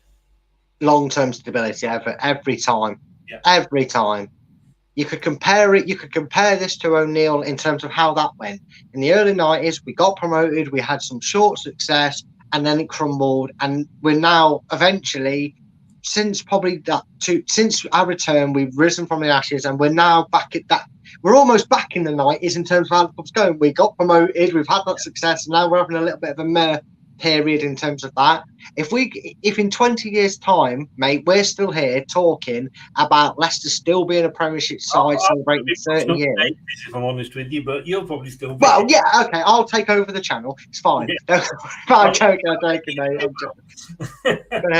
But you know what I mean? If people are still here in 20 years' time that do the singing, and Leicester haven't dropped out of the Premiership, I don't even care if we never win the Premiership or FA Cup ever again. I don't care, really. If you're telling me now my choice is 30 years stability staying in the top flight division, and I'm not going to rule out a European Cup because that would be nice, I can't lie, but we don't win anything again, or you win the FA Cup or a European Cup but you're relegated within 3 seasons, I'm picking the 30 years. Thank you very much. Yes, yeah, definitely. You know, because don't get me wrong, we have had some all the best, James. Thanks for popping in, by the way. Hey, James. What I have seen, and I'm 61 now, so I'm no. I know what you're saying. I don't look it, but you know, I am 61, and what I have seen as a Leicester fan is they say it's like being on a roller coaster ride following Leicester, and it is. And I thought the first game I can remember myself actually watching was the '69 Cup final when we lost to Man City. And since then, we didn't really have an awful lot of success. You know, through the 70s, we played great football with Weller, Len Glover, who lived opposite me. You know, there were some great teams, but we never won anything. And when O'Neill came along, and let's not forget how close we were to losing him, but when O'Neill came along, we had 3 or 4 years. We were 10th, 9th, three League Cup finals, because this was before the big boys took it really seriously and they looked down the nose at it. But it got us into York. We won 2, got us into York. We should have won the 3rd, but Spurs, well, we felt a bit sorry for them because they haven't won much for a long time. And I thought it would never get any better than that. I can go to my grave knowing that I have seen my team win the Premier League. I have seen my team win an FA Cup with my son, and we were both of us in tears at the end. I have seen my team twice win at Wembley, once the League Cup and once the Community Shield stroke. I forgot even what it's called now, but you know my other favourite. English Super Cup. That's it, English Super Cup. Thank you very much. I can pretty much die quite happy. I have cried at this team, both tears of sorrow, but more tears of... I didn't actually cry when we went down to League One, because at the end of the day, I thought, I'm still here, I'm still alive. And there's nothing really. It's a game. We've gone down, you know. Hopefully we'll come back up. I've seen us go out of business once and dig ourselves out of that thanks to a certain ex-player and his consortium. Very nearly saw us go bump twice if it hadn't been for Milan Mandrić, and who knows whether we'd have even come back from that one. But the Birch arranged that, and Milan Mandrić came in and bought us. What I have cried at is when I was sat there, like I say, watching the FA Cup final with my son live on the TV. I've cried at when Nessun Dorma was sung on the day when we got presented with the trophy, and again later that day when we actually lifted the trophy. And the other thing that, you know, with my son being at my team's ground, the church, with my son watching or listening, to the Champions League music play out, you pass me a hanky. And I never thought I would have moments like that. And the fact that I have had, like I say, I can pass away now quite happy with what has happened. But going back to those O'Neill days, we never thought we'd ever get any better than that, did we? No, and you think that's including UEFA Cup qualifiers that we experienced? That was something we never thought was possible. I mean, God, if you'd have told people, well, maybe in the midst of the delirium, that they would have probably gone, yeah, of course we can. But realistically, if you'd have told them after the Palace playoff final win that Leicester were going to achieve European success in their first season, they'd have thought, well, hold on. They'd probably told you, slow down a minute, stop eating so many Smarties on your way on the way to it. Down we were. Yeah, exactly. I've heard that before. Anyway, wow, I don't know. And may I just say a little bit of a sneak here. I do believe that we're the only English side that have ever competed in the Champions League that are still undefeated at home. Just want to throw that out there. I know we lost in the Europa League at home, but we haven't lost in Champions League yet. That was the season when Arsene Wenger said we were going to embarrass England in Europe. Yeah, that's when everybody expected us to embarrass, and they were saying. And that was the season when, over 2 legs, they lost 10-2. Was it to Bayern Munich? I'm just wondering if it was so embarrassing, to be honest with you. But yes. But yeah, the last remaining English club I mean, we should just. I have that. I do have the league for that embarrassment. I do have a T-shirt made that says the last English team. I mean, technically, Wenger wasn't wrong. We did embarrass England. We embarrassed Manchester United. We embarrassed Man City. We embarrassed Chelsea. We embarrassed every other English club by doing better than them. So I guess he was half right, just not the way he anticipated. It's kind of like Obi-Wan saying to Luke that his father died. Well, he did really, but he wasn't. Sort of thing. We did embarrass England. Only 3 other clubs did we embarrass that year. Yeah, and I got your message. Thank you very much, Brad. Totally, I totally agree. And I think it took Manchester City, was it 3 seasons in the Champions League to even get out of the group? I believe so. I know they've had a torrid time getting out of it. In fact, up until the final against Chelsea, they've been struggling to get.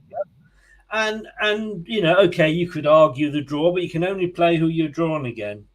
But again, they got knocked out by some average opposition. With the greatest respect, but yeah. Ross, I do apologise, Ross, if you've gone, but I'll just come back to this. Like I say, too many average players played too much money in the squad. Who gave them these contracts? I think Top would have had to have signed them off, to be honest with you. Yeah. Hence why we can't buy anyone. FFP. And why do we only get 900,000 for Casper when he was rated 7th best goalkeeper? We only paid $1 million for him. Yeah. And he only had 1 year left on his contract. Yeah, he had 1 year left on his contract. We only paid £1 million for him, and he's 35, going on 36. And one of the biggest wage earners. Yeah, and I have a discretion with one point there made by Ross, and that is, first of all, the owners made the mistake of the contracts when we won the league, but that was a reward for what they did.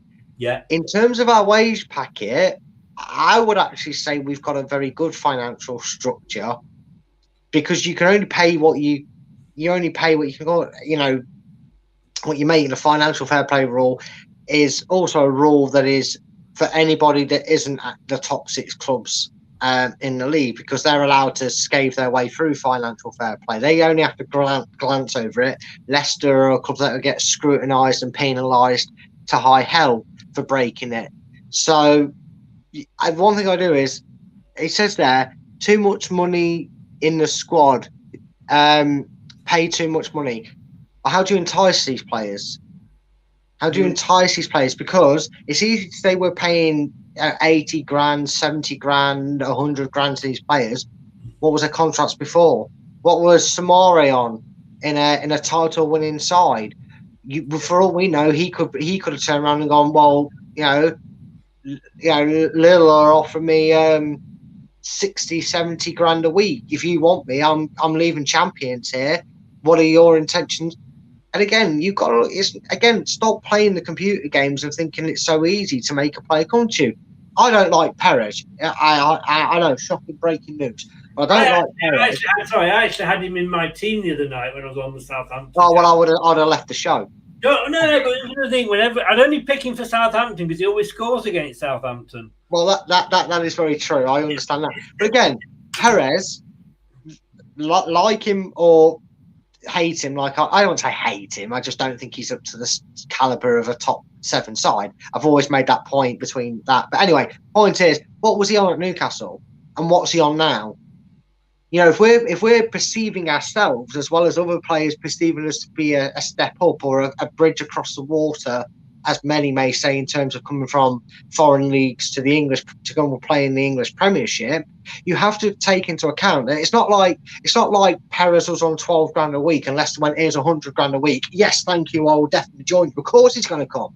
Perez was probably on 30 grand a week and came for 50, or he was on 50 and he's now getting paid 80. Guess what? Same happens in everything you do in life when it comes to business and it comes to buying things, right? You don't just shop around for the biggest bargain, but what you do is, for example, say for example, Xbox wanted somebody to design their next console, and they decided the guy from Sony who was making their consoles, they wanted him in, and he was getting paid 40 grand a month from Sony, and he's the best designer ever, but they really want him. And they contact him, and he's happy to jump ship because he's got no loyalty to Sony. He's just worked there for a while. And they go, well, okay, then we'll offer you 42 grand a week. And he goes, mate, no offense, but I'm on 40 grand. A 2 grand increase doesn't really sway it for me. I'm happy to come and join you. And the negotiations go on, and the next thing you know, he's taking home 55k a month with bonuses. Guess what? Players... You know, Perez didn't sign for Leicester, and Samari and Vardy didn't sign for Leicester because they were going to get paid less or more. You know what I mean? They didn't go, oh well, Vardy didn't go, oh, I'm earning £400 at Fleetwood. I'll come sign for you for £410. No, he wanted a championship wage. It's just logic in football. You have to take that into account as well. Okay, I love my best mate Google. Because if we have a look at the estimated total salary of the squads, this makes really, really interesting reading. Now, this is 2022-23. It's obviously only estimated, but it is up to date because I've just clicked update it. So there's only 19 clubs here, so there's one of them that they don't have it for. Where do you think Leicester are? Oof. I would probably say that we're about 8th. We're 8th or 9th. Okay. And where did we finish last season? 8th. So if we were 8th or 9th and we finished 8th, we're pretty much where we should expect to be then. Yeah, for the quality we're paying, for what we're paying them to do. Yeah. Now, like I say, do bear with me that with this, it is the internet, and we know the internet doesn't always tell the truth, But the last time I used lipstick on my piles because that's what it said on the internet. I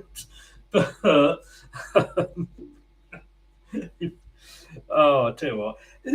Actually, Leicester City have an estimated total salary of 66,313,000, which sounds a lot, but it makes us the 8th highest paid squad in the Premier League. Now, we've actually got here, it says 26 active players at the moment. So we're not by any means got the biggest squad. So, but like I say, this is... Again, yeah. Who do you think number 1 is? Manchester United. Yes. Now, are Manchester United first at the moment? No, they're bottom of the league. And yet they pay out 202 million. And that will go up because they're apparently very close to signing Casemiro from Real Madrid. They're spending, so that will not only add onto their spend for the transfer window of about 55 million, but that will no doubt add an extra 100, maybe 200 grand per week, let alone per month, and what that works out for it. So if we forget Man United, because they're not top, they're 20th, so they certainly are not performing. The top 6, including Man United, when it comes to wages, he goes Man United, Chelsea, Liverpool, Man City, only actually 4th, Tottenham Hotspur 5th, Arsenal 6th. So when you say the big 6, in fairness, on that thing. Yes, they are, because they are the 6 that are spending the most money. Yes. Now Arsenal, 102,584,000 is their estimated total salary. They're 6th. We are 8th. Between us, 40 million nearly. Sorry? That's nearly 40 million difference between 2 places in clubs. And well, yeah, and the thing is, do you know who is in 7th place? I would say Aston Villa.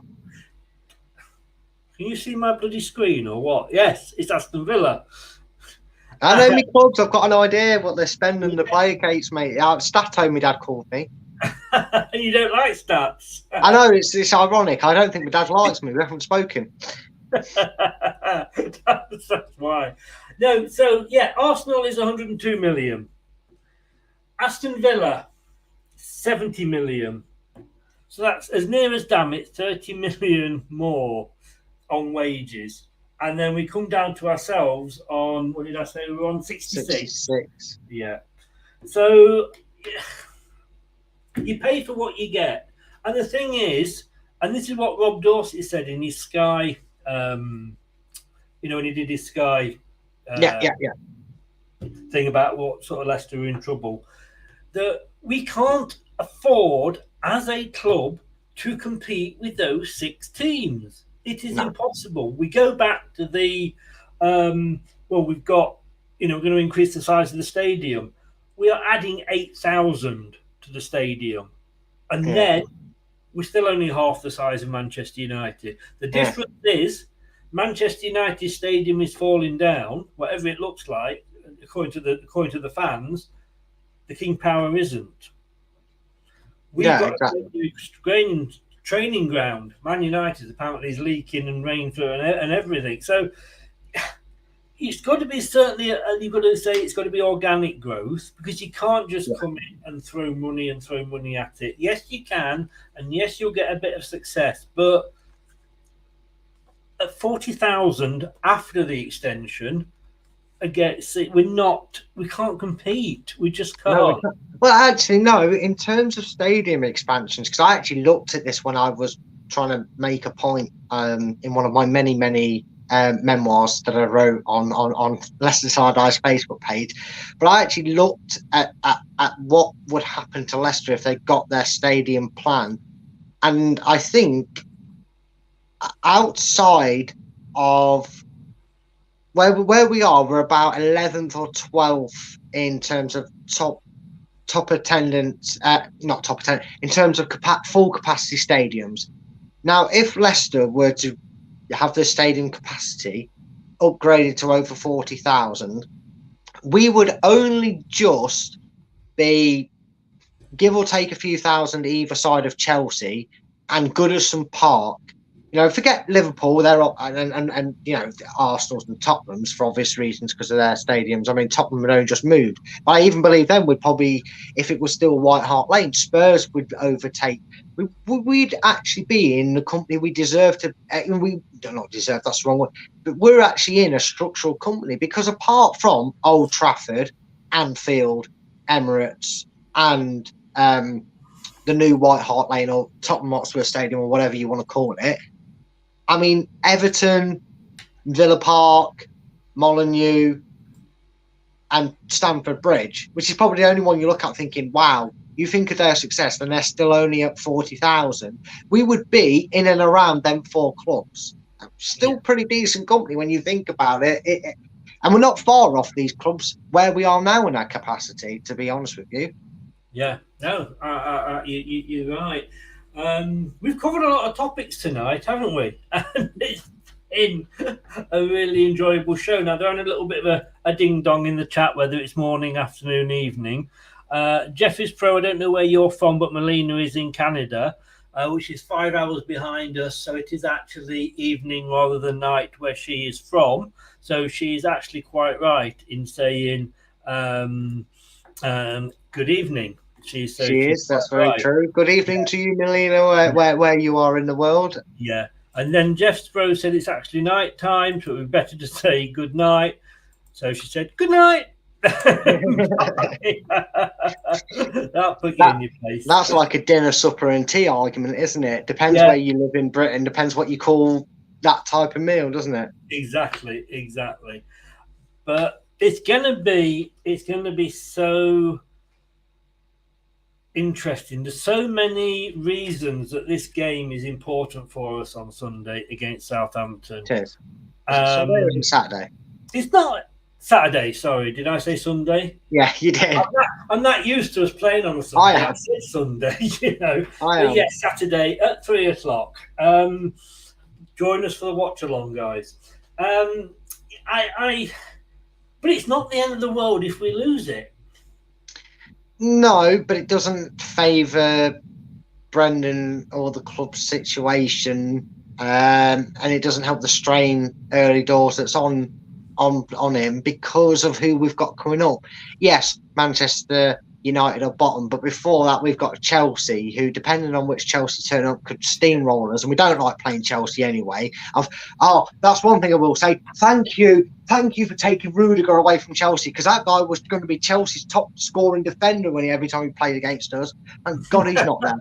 But again, you know, and I'm not saying that Leicester can't go and beat a Chelsea or a Manchester United. We're getting quite good at beating Manchester United, let's be honest. But it does help. I think there is a slight importance. Again, I'm like you, 10 games, we can always sort this out. Don't hit the panic button immediately. But it would be nice, wouldn't it? It would be nice to at least go into them games thinking, we just stuffed Southampton. Everything's a bit more honky-dory.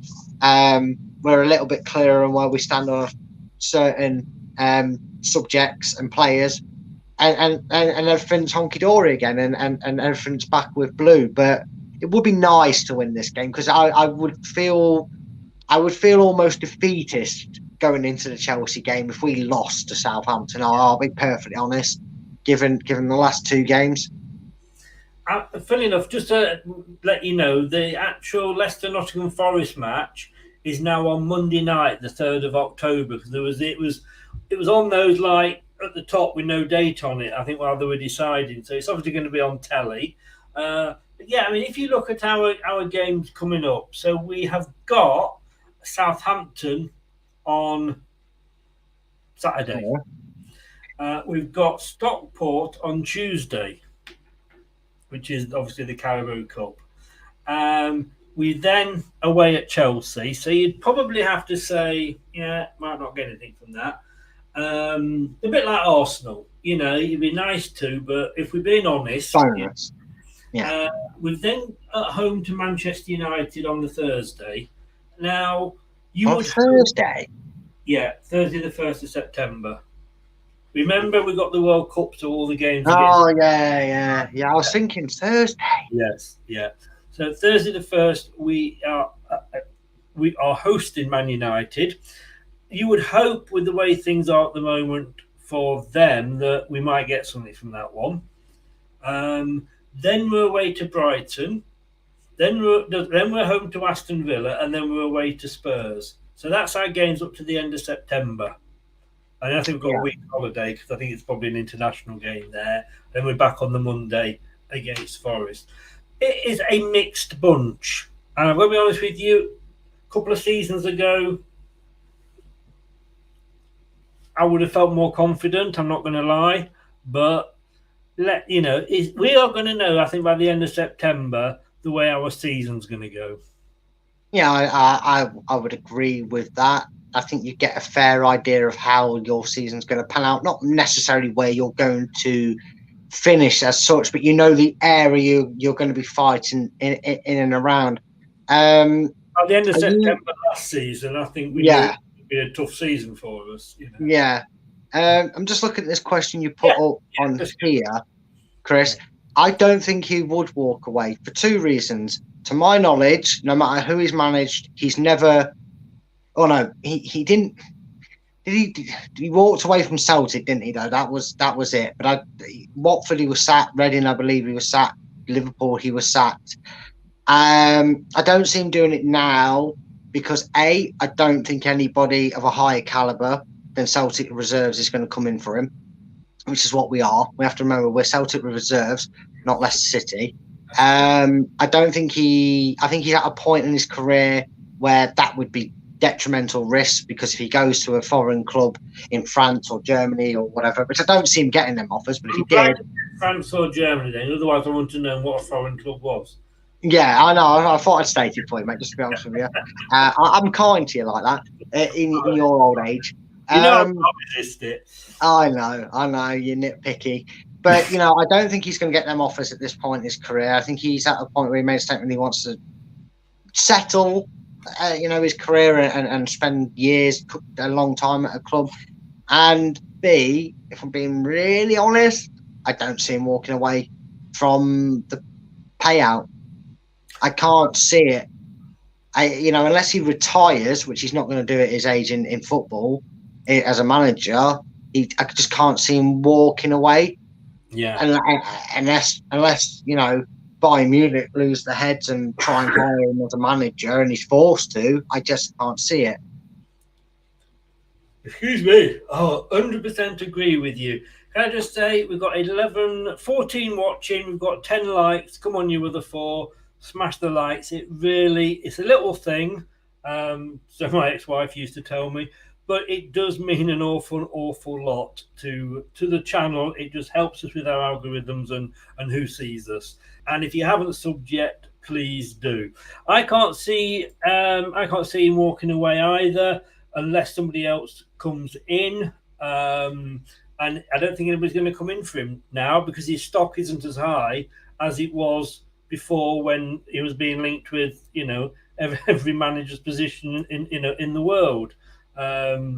Rico's in. Good evening, and we'll probably just end with this one. Miss Molina, who do you think would be a new manager if Rodgers walks? Don't you dare, Brad. Don't you dare. I'm with you on that stance as much as I just checked that you hadn't changed your mind. It's a difficult one, isn't it? Because we're not going to attract the big names. We're not going to attract a Jose Mourinho or anybody like that. I would love Jose. I don't care what people think of him. I think he's a brilliant manager.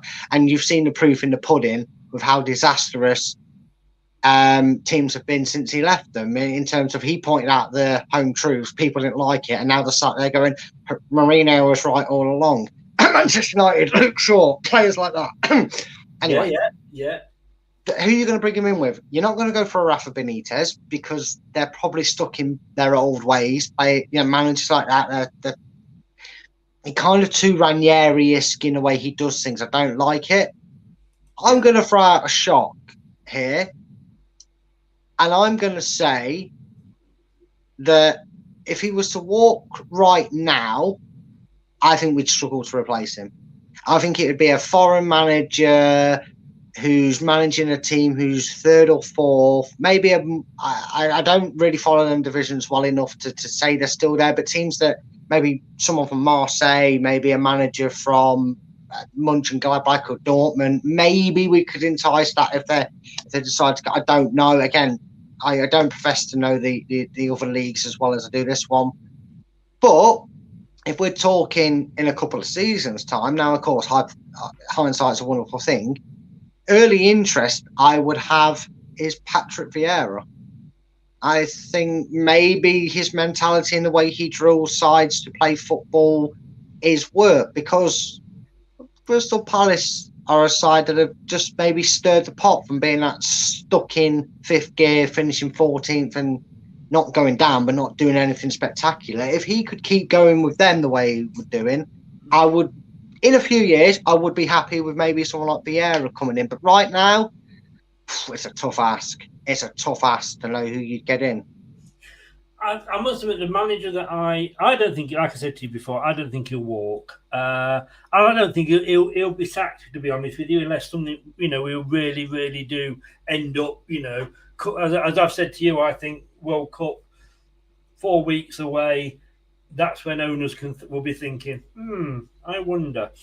And then you can get them in. They can have time with the squad that they've not been, not gone to the World Cup. And then they've got a week or so. And you've got the January transfer window. So it all fits very nicely. So that's the time when I think a lot of managers will be worried. And if we are 11th, 12th, 13th come that time, then Rodgers stays. I don't care. It's if we were 17th, 18th, 19th, like with Ranieri, then yeah, he's probably got to go.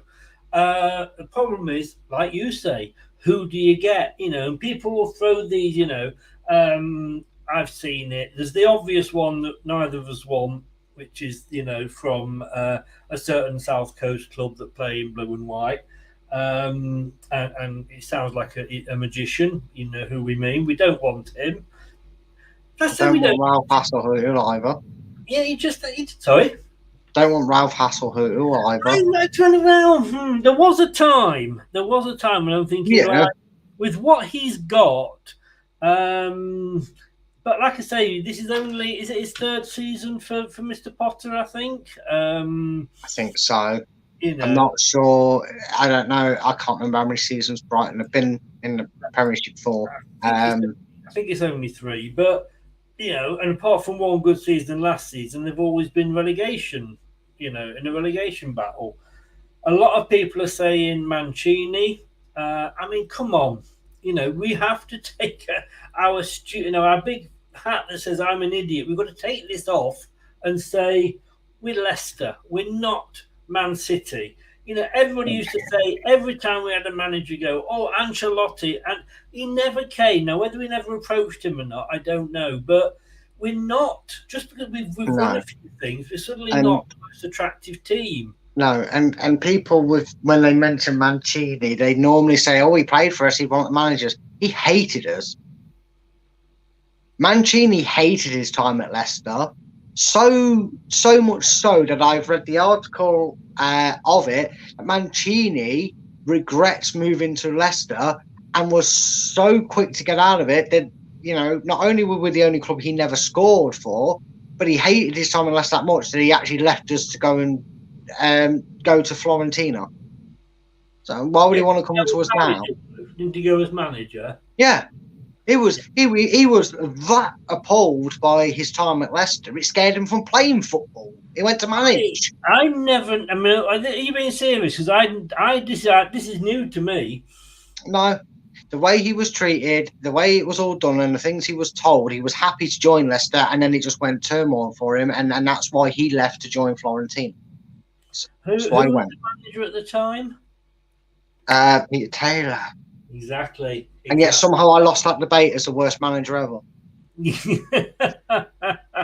Only because you don't remember Frank McClintock. No, that is true, and I have to admit, as much as a great argument Craig always makes, he did make some starting points that I didn't know. So fair play to him on that one. But there we go. He hated his time at Leicester. Well, he was miserable. Again, probably because of the way he was treated. I understand it.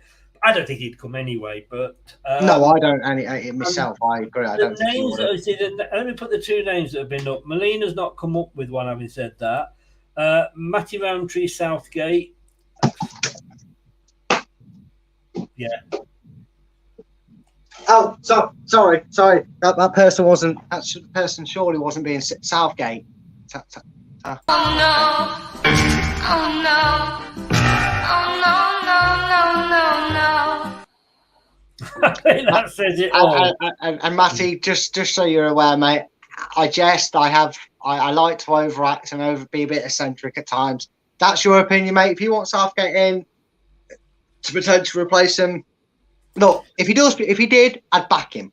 I'd have to back him because I back any manager. I'm glad you were able to laugh at that, but as soon as I saw it, I thought, I know exactly what I'm doing. If that name comes up, I'm storming out. You want to see the other one? Oh God, don't know. No, come on. But I like Southgate as England manager. He's not a club manager. He's proved that. He proved that. A club manager doesn't always make a good national manager, international, team manager. And the same the other way as well. One of the few managers that has been able to do that really well, I think, was Terry Venables, and possibly you could say Bobby Robson. Yeah, I was about to say Sir Bobby. Yeah. He definitely managed that. But you know, even Bobby Robson, when he was, you know, if you read Gary Lineker's autobiography, he, in that World Cup where he got us to 4th place, and we lost to Italy, I think, in the 3rd place playoff, we actually had a really bad start, and the players actually went to him and said, it's not work, we can't play this way. We need, and he actually sat and he actually listened to them, changed it, and of course the next game we beat Poland 3-0 and we nearly made it. Are you ready for the next one? No. Oh no. Oh no. Oh no, no, no, no, no. I'm not coming back on, Chris. Not come back home. I'm not coming back home. No. I'm Rico, now. I'm going to say this to you, Rico. I will look for you.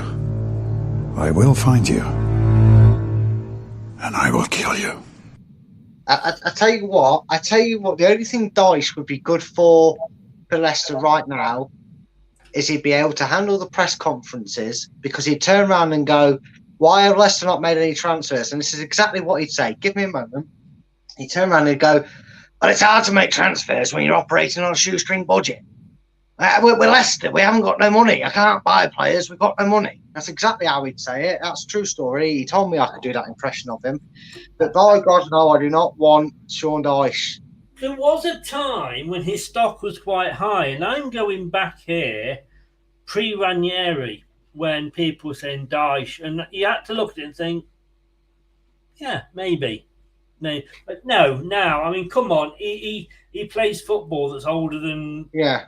But then you could all, yeah. I mean, yeah. I remember that season because they painfully beat us and went on to get into Europe. I mean, they waited all that time. There, with limited funds, he got them into Europe. He also got them relegated as well. Twice. Yeah. Yes, twice, yeah. So, really, Matty, I really don't know what to say. Shut up in your face. Are you guys trying to make me depressed more than I already am in life? Steve Bruce. What next? Total moron. I'm sorry, Matty, but I've got to say that to you, and I've also got to say, get a life, will you, love? I'm sorry, Steve Bruce. Steve Bruce we would not have him. We would build a moat around the ground to keep him out. So that I get snipers on the top of King Powell.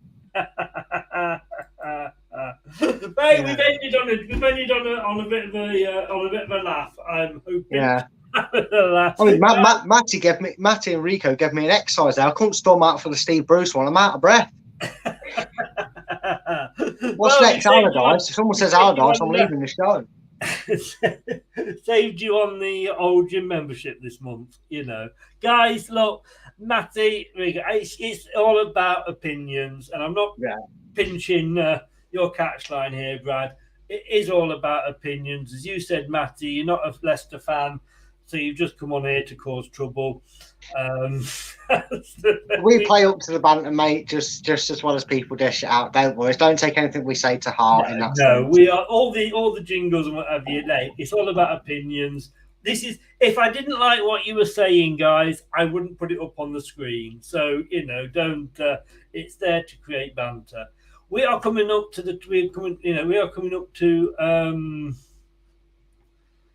nipping time. Their show, this one. Who did you say you'd walk out on? Allardyce. No, it's not. Actually, Dan, good evening and welcome. You know what? I think he's a good manager. We'll see. We'll see. Again, a lot of these managers. We will see, but again, you know, he's got to prove himself. I'd also rather say I'd rather take my risk on giving Simon Grayson the job. Ex-Leicester. Rather give him the job first than a Forest manager, because he's the reason we got Casper for as cheap as we did. That's true. Do you know who I would want, but we're not going to get him now? Alex Ferguson. Believe it or not, no. And it's not Ollie. And it's not David Moyes. Eddie Howe. I would have taken Eddie Howe, But we know, obviously, we're not going to get him away from Newcastle unless they sack him because they want a bigger name at some point. But hey, no, who knows? Who knows? Look, Brad, thank you so much. It's been an interesting. I spent the whole night with you. I know, right? I'll make the spare bed up for you. Don't worry. Cheers, buddy. Appreciate it. Hey, so I was lying. It's a sleeping bag on the sofa. But thank you so much for giving up your whole evening to be with me. I've really enjoyed tonight's show. Don't worry, mate. I've enjoyed it too. Yeah, I say we've been doing this. Was it 3 years when we did the first Birmingham pre-season post-match? Yeah, Birmingham or Blackburn, weren't it? We started with pre-season. Yeah, it was Birmingham, I'm sure, and it was absolutely. Thank God it's now dropped off the end of my YouTube videos, and you can no longer be. I tell you what, though, mate. I tell you what, that's it, right? We should do that. You should set a goal for yourself to have an anniversary, and you should recap and re-upload that first ever video. Show where we've come to where we are now. No, it's never 2,000 subscribers. I reckon that should be the challenge. Okay, I'll say for 2,000 because I'm a while off that. If we ever get to 2,000. And by the time we do, you'll have forgotten. Matt is a Newcastle fan. I didn't realise that, Matty, when you said it. But yeah, you got a good manager there. You got a good manager. Brad you've got your own channel. We said before, the link is in the description below. Tell people where they can find you anyway, though. So they can find me, apart from here, they can find me on Twitter. If you follow me at Full-Time Focus, the link to my YouTube channel, A Matter of Opinion, is on there. I do a subject once a week. This week it was 90s Nostalgia. Last week it was Disney theories. One before that I think was conspiracy theories. I do a monthly Q&A as well. So there's all sorts of topics going on there. You follow me on Twitter at Full-Time Focus. You'll see the poll that I put up to let you guys pick the topic, and then I do a show. And honestly, it doesn't matter if you agree or disagree. Chris will know my little catchphrase I have at the end. It doesn't matter what you say or what comments you put in. No, it does. Nothing that's said is right or wrong. It is, after all, like the show says, a matter of opinion. So yeah, if that's the sort of thing you enjoy and you want to get involved and get involved on topics that you're interested in, check me out on the socials there, and that's where you'll find me. Good one. Cheers again. Find him here 7 o'clock tomorrow night, when hopefully we'll be talking about 3 points and how we played so well without Fofana and Tielemans. Yeah, hopefully it'll be an interesting one. Hopefully we've got 9 talking points for Southampton fans. You don't mean 9 talking points, do you? No, I do mean the 9 talking points. 9. Yes, exactly. Yes. You have it. You have it there, my friend. I love that. I was playing. I must have played that about 20 times in the show yesterday when we had the Southampton fan on. But he enjoyed it, I'm sure. And we'll find out. Brad, thank you very much, young man. I will see you tomorrow at 7 o'clock. Stay safe, mate. No worries, mate. Take care. And everybody, make sure you're liking and subscribing before you leave as well. Cheers, mate. Take care. See you later, mate. Bye-bye. So, yeah, it's a great channel. You just go on. Whatever subject was won that particular week is what they talk about. I love the one they did on conspiracy theories because I am a conspiracy theorist. Although he didn't like my conspiracy theory for Frozen and Disney. Yeah, I get why in a way. I get why. I was a little bit naughty about that. But please get over there, Matt of Opinion. Subscribe to him. The link is in below on the chat on YouTube. Thank you so much. 14 likes. I asked for 14. We got 14. You are great, guys. Thank you very much indeed. And do what it says there.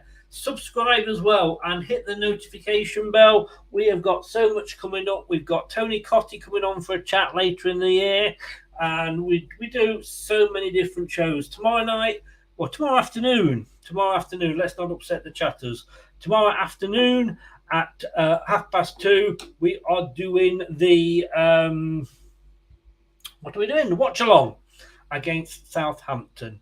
and I will be joined for that by Josh. So looking forward to that. Anthony, Matty, Dan, everybody that's been in the chat, thank you so much. And if you've been listening to this on podcast, then yes, it will. Yeah, exactly, Tony. I'm hoping it will be. We've got Everton one weekend, we've got West Ham the next weekend, two of his former clubs, and we've got Tony Cotty slap bang in the middle. So there's always a lot going on with the channel. We're doing women's football. We've got that starting in a couple of weeks, just before the season starts. We do everything here. We do everything. Any team, any division, anywhere. What was that advert? Chinzano. Any place, anywhere, anytime. I know a few girls like that. Thanks for watching. Take care. Remember to come back tomorrow at 2:30 for the watch along show when we're playing this lot.